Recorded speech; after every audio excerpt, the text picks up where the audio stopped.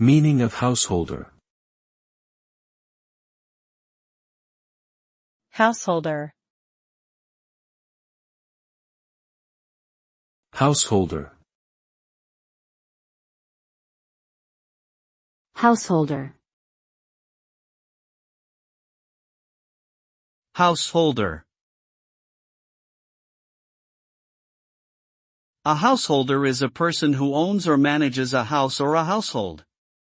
The term is often used to refer to the head of a family or the person responsible for managing a household, including its finances, maintenance, and overall well-being. A householder is typically responsible for providing shelter, food, and other basic necessities to their family or household members.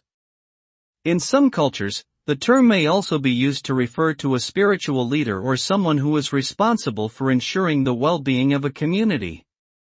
Overall, a householder is a term that describes someone who takes on significant responsibilities for managing and nurturing a household or community.